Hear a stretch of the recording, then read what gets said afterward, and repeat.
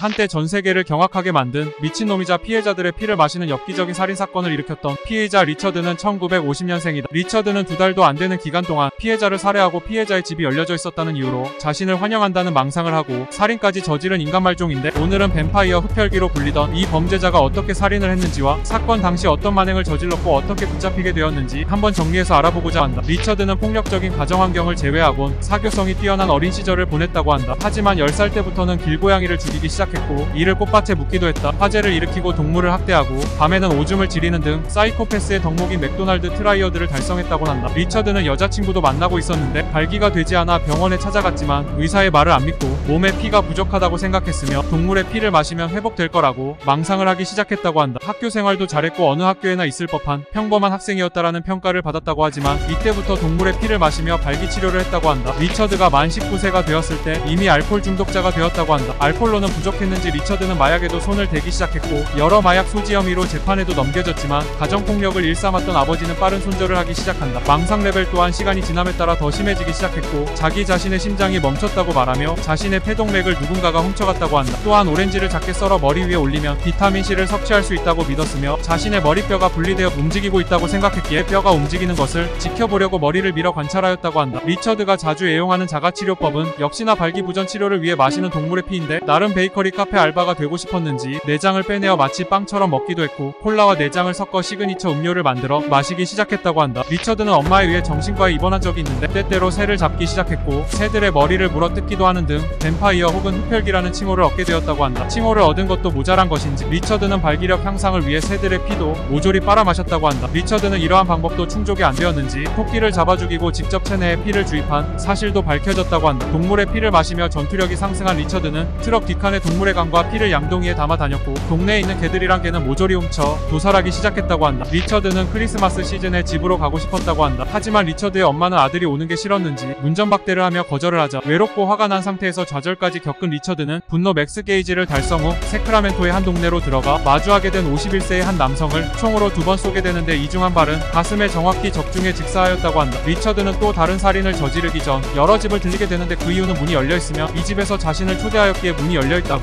망상을 하였다곤 한다. 우연히 들어간 집 중 하나는 신혼부부였던 테레사 월린의 집이었는데 당시 임신 3개월 차인 여성은 쓰레기를 버리러 밖에 나간 사이 리처드는 집으로 들어갔다고 한다. 전에 죽였던 남성에게 사용했던 권총으로 그녀의 손에 한 발 머리에 2발을 쏘아 직사시켰다고 한다. 리처드는 사이코패스답게 여러 기괴한 짓을 시작하였는데 침실로 끌고 가서 칼로 계속 찌르며 시체를 농락하며 요구르트 컵으로 그녀의 배 위에 고인 피를 긁어 마시고 왼쪽 젖꼭지를 잘라 거기서 나온 피를 마시려고 했다고 한다. 리처드는 양동이를 이용해 그녀의 피를 모아서 욕조에 부은 뒤 그녀의 피로 목욕도 한 것으로 알려졌다고 한다. 피해자의 피로 목욕을 다한 리처드는 그녀의 입에 동물의 대변을 쑤셔놓고 떠났다고 한다. 며칠 후 살인 욕구가 꿈틀대던 리처드는 새로운 집을 찾아 나서다 38세 이블린의 집으로 들어갔는데 거기에는 이웃인 다니 미리디스 그리고 이블린의 6살 아들 22개월 된 이블린의 조카 페라라까지 총 4명이 있었다고 한다. 복도에서 마주한 다니 미리디스의 머리에 총을 쏘았고 총소리를 들은 이블린의 아들은 엄마 방으로 도망을 가는데 리처드는 이블린과 2명의 아이들을 바로 쏘아 죽였고 이블린을 죽인 후 시체를 성적으로 학대하고 그녀의 항문에 12차례나 칼로 찔렀다고 한다. 리처드는 집에서 이블린의 피와 장기를 먹기 위해 포장을 하고 나서 그녀의 조카인 22개월 된 페라라의 머리뼈를 깼다고 한다. 이때 이블린의 아들과 놀기 위해 찾아온 아이가 문을 두드리자 리처드는 깜짝 놀라며